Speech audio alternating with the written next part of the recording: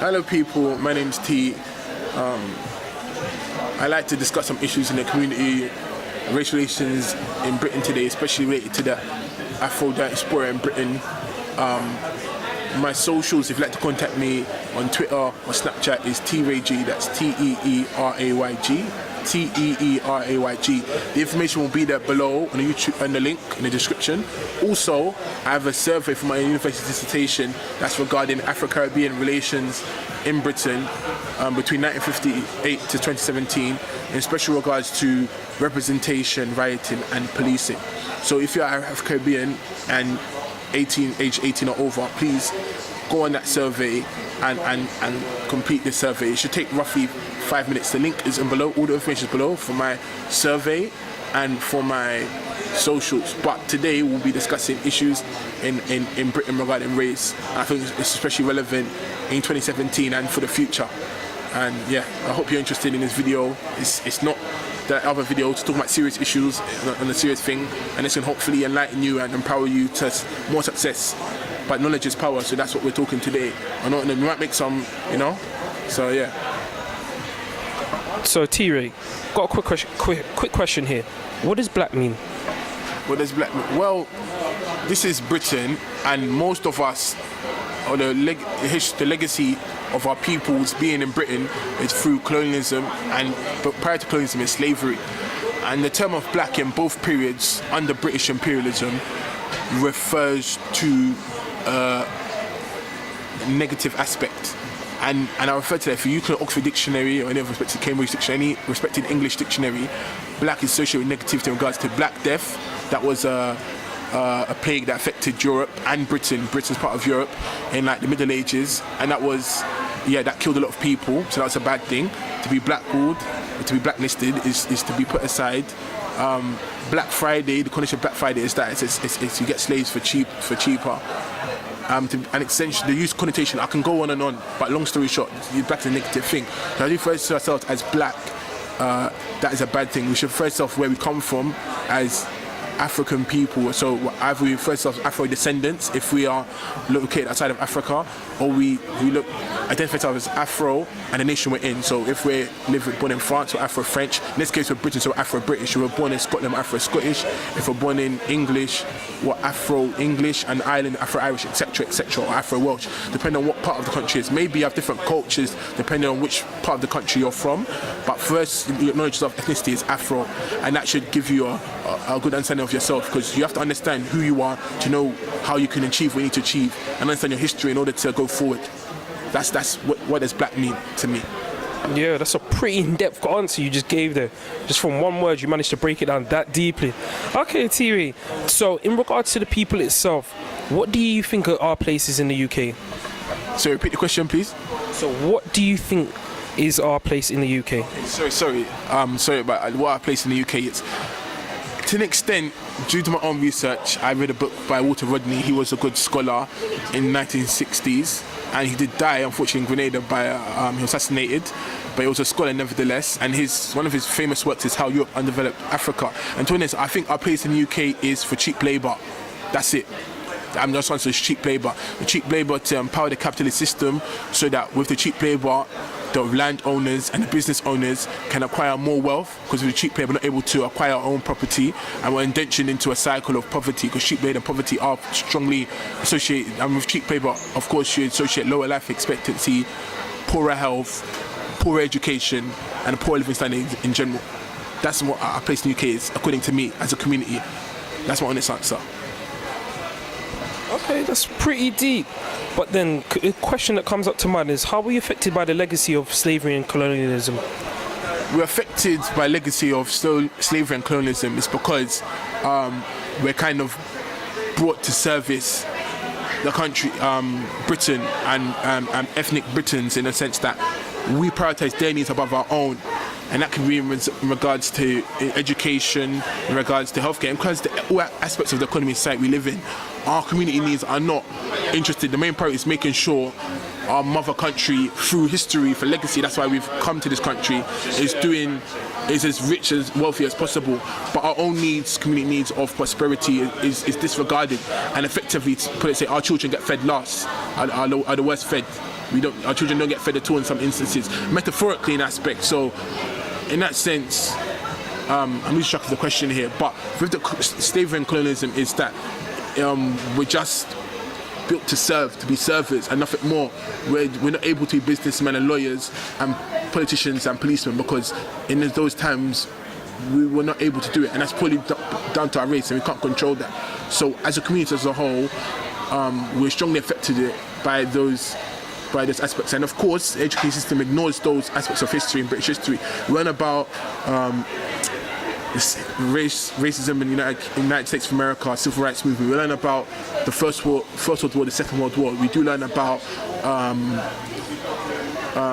Henry VIII and other aspects of history, and maybe Elizabeth I, but we don't touch on the Victorian period, and that's because they're strongly associated with colonialism. That's what makes Britain so great in that aspect. And furthermore, we're not taught properly effects about slavery. We might watch a video on Roots, but we need to physically understand the business. Lloyd's of London, for example, insured slave ships. Barclays and Lloyd's. Hey, todo bien? No problem. Hey, that's my friend. Lloyd's of London, Barclays, they made a lot of money off slave. Lloyd's Bank and Barclays Bank made a lot of selling slave ships, etc. And Lloyd's of London insured slave ships, and these companies are one of the most powerful companies in the world today. Unilever, the detergent companies, made a lot of money for colonialism, acquiring soap from Africa at cheap prices or for free to an extent, because that's what colonialism wants. You get everything for free because you're entitled to it. And those companies are some of the biggest companies in the world today. So we have to understand how the countries, by understanding those periods of history, we understand how we're in the country and understand why the country is working the way it is. Because City of London benefited a lot. Maybe it wouldn't be where it is today without slavery and colonialism. And a point of fact, it wouldn't be. So we need to understand that it's important to understand the history of this country and its success. And like before in Parliament, there was, MPs, like there was governors, and effectively they, from Britain, they decide what goes on in our countries, what they are today. They decide what happens in Africa and the rest of the world. So you need to understand it. It's not it's everyone's history, but it's very important because it's, even today, it's part of the prosperity of the UK and the continued prosperity through neo-colonialism. Sorry to give such a long answer. Yeah, but from what you've just said, it seems like, what about other influential people that are out there? There are many people within the black community that are doing a lot of things. There are people, case in point, Anthony Joshua. Yes, he may be a boxer, but he's still doing he's still representing. You've got artists like Stormzy, people that are doing positive movements, so forth. So why do you think there is a lack of Afro representation in university, businesses and politics? But you can almost curve that and say, why isn't like they push more the positive ones? Because we can find a lot of people within business and politics, but it's difficult to find them. So why do you think there's a lack in them? Well, in my own research, Anthony Joshua, I like to believe entertainment is very important. Anthony Joshua's a boxer and Stormzy's an MC, but it's just that they're just entertainers and they don't have political influence and economic influence to such a great extent. If they were a large business, a corporate, or if they were a senior MP, meaning a Home Secretary, a Foreign Secretary, or a leader of a major British political party, the MPs that are there, there's Chukwumuna locally in Streatham. You have Sam Jima, who represents the Conservatives in East Surrey. We have Diane Abbott, a veteran in Stoke Newington and Hackney, but even she's effectively the most senior and the most experienced MP. She's the most experienced. She's been in MP for longest out of everyone else in our community, but the Daily Mail, the media demonises her, and effectively you can say that's why Jeremy Corbyn lost the election, because the media says if you vote for Jeremy Corbyn, look who you get in government as Home Secretary. So even if you do go to Cambridge, went to one of the arguably the best university in the country, if not the world, one of the best in the world, let alone the country, one of the best in the country, even if you do go, then you get targeted and you get so why would you want to go in it? Even if you do reach a high stage, she's not shadow Home Secretary, but she has all this abuse. Apparently she reads half of the abuse of MPs goes to her. And you have to look at her race, because if it was a white woman, maybe she wouldn't receive it. And that's the fact, it's fact of marriage, that's what it is. I don't want to compare racism, but we have to acknowledge it. I don't want to acknowledge it. And if we don't acknowledge it, how are we going to know? And if she's the most experienced and she gets the most backlash, why do you want to put yourself out there? You want to do the easy way out, because why are you going to suffer in vain and you don't even get the chance to actually get to the pinnacle of success? It's all in vain. All you've worked hard for, you just become a demon and you're doing the right thing. If she was a criminal, fair enough, let her go to prison. Excuse me, sorry to say, but she's an honest politician. She doesn't do the expensive scandals, like maybe she has, but not as great. She's not watching poor websites like the people in government are. She's not doing corruption with the Israeli government, letting the Israeli government sponsor her.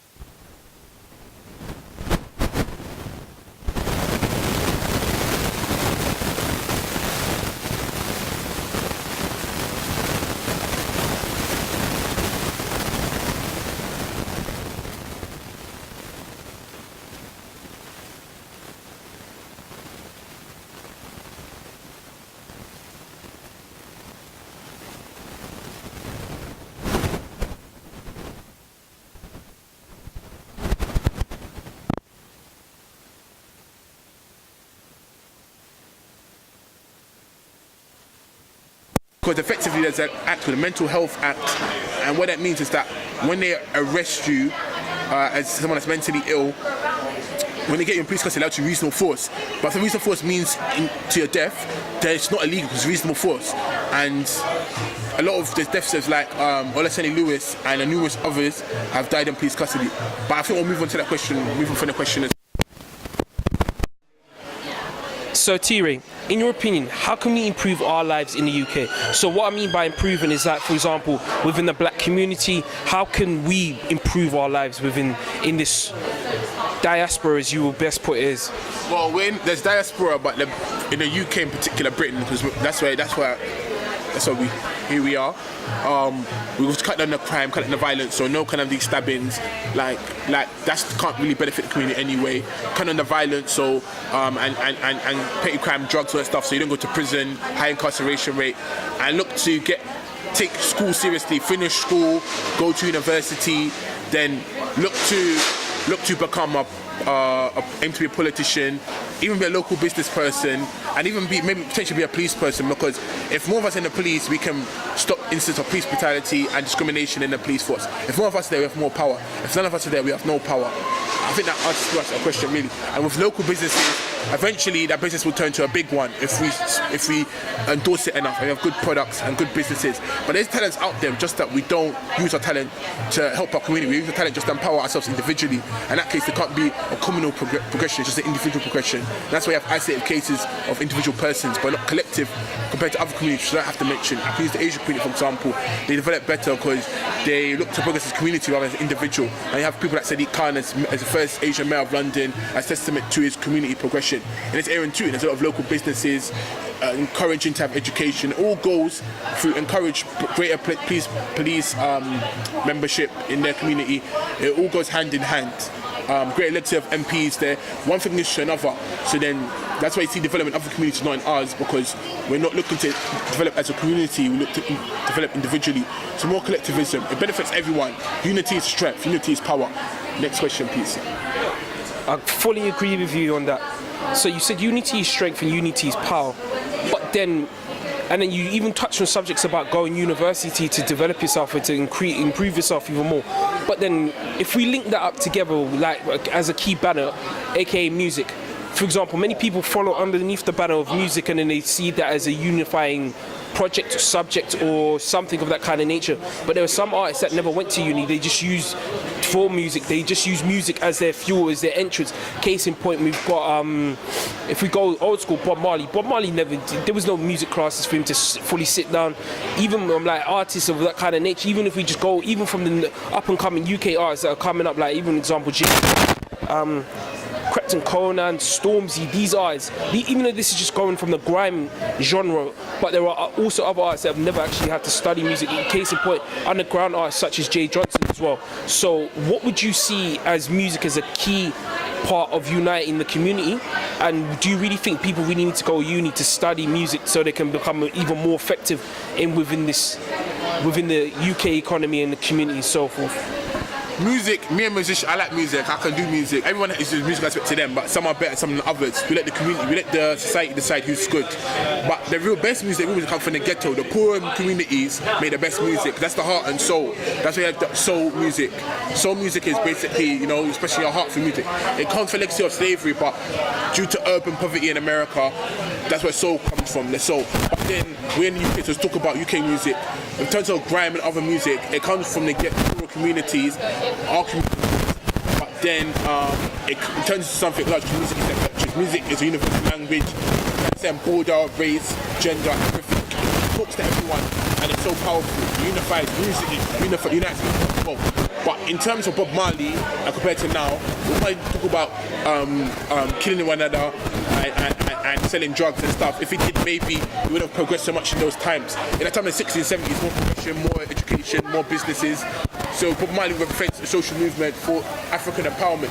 Whereas I don't see in the UK really artists of African empowerment. If you take Fusion G, maybe to an extent, but there's not really, there is Afro, in a sense, there's Afro kind of African music. All the music is African inspired anyway, because everything comes from Africa. But in terms of Afro empowerment. I don't really see any genre UK that is promoting Afro empowerment.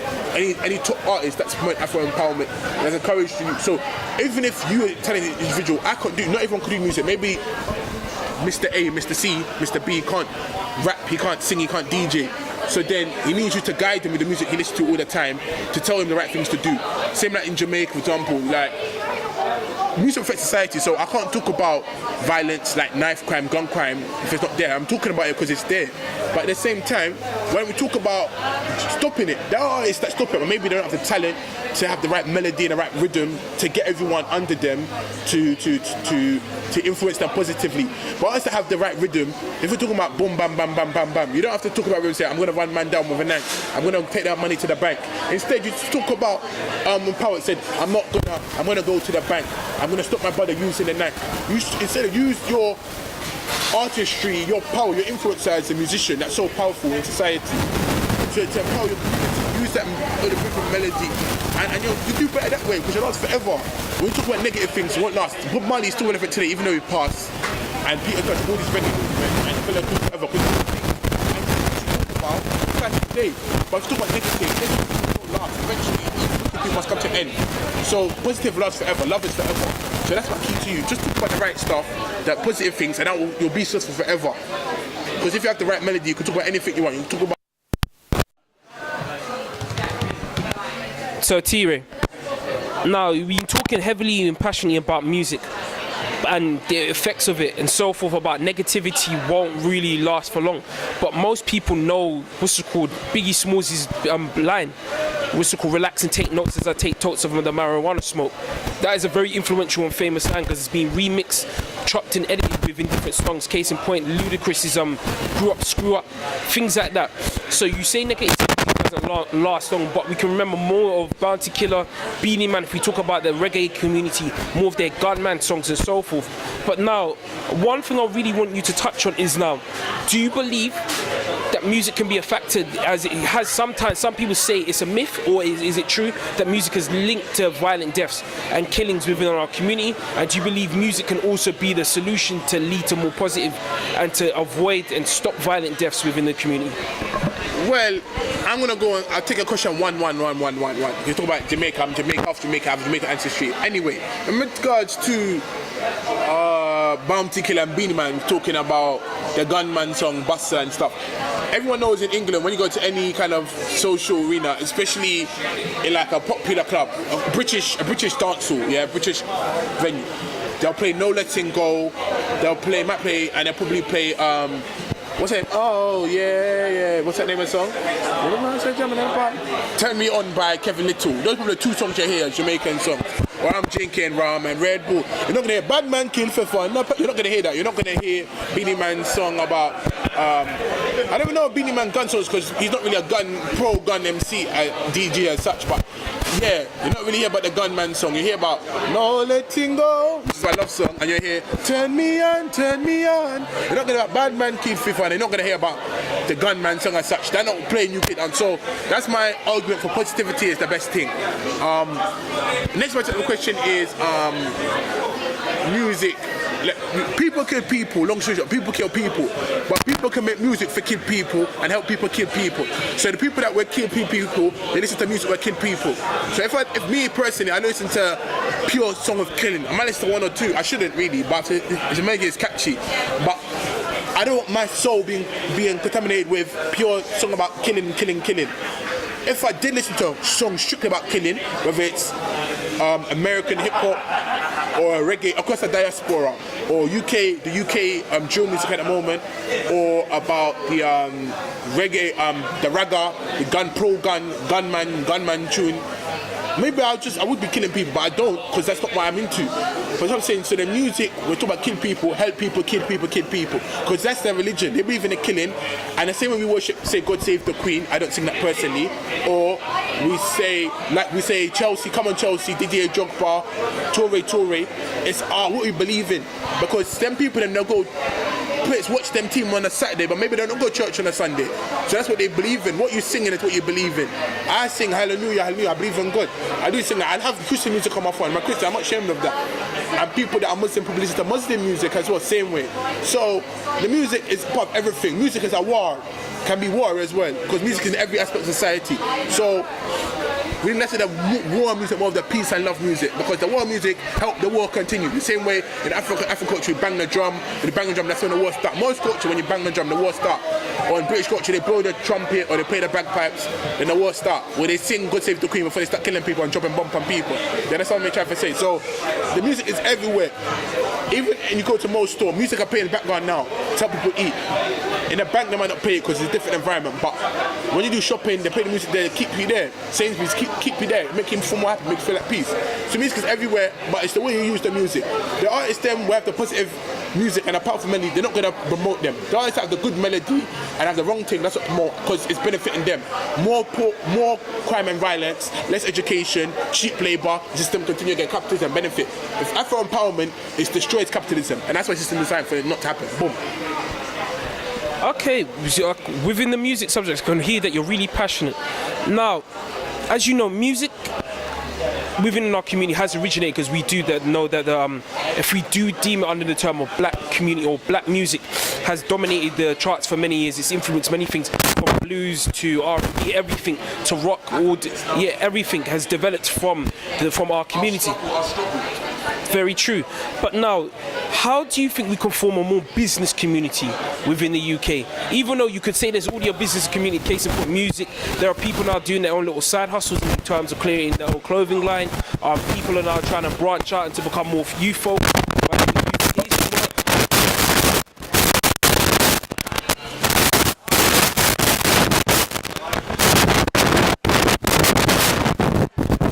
So, how can now we turn that to more of a business community? How can we now, because as you can see, the community right now is developing into more of a business side. Now, how else can we now take it to more of a more influential step so that we can start hitting up Canary Wharf, hitting up these more, as you mean, white dominated areas? We don't have to do that for them country, but at the same time we can make something. The music playing in the background now, no done. And it's significant, it's by Little Boy, the Birmingham MC. 5 years ago, I didn't even know any artists at Birmingham. I remember Devilman as a brand MC, but not any artists. That No Done is probably one of the biggest songs in our community. And if it's trending in our community, it's trendy everywhere. We're the trendsetters, we set the trend. But every day everyone follow us. If you wear our pants one way, that's the way to wear it. If you wear a flat cap, everyone start wearing a flat cap, everyone will wear it. If everyone start wearing leather cups, everyone will wear it. So we set the trend, but we acknowledge our power in society. We have capitalized on that.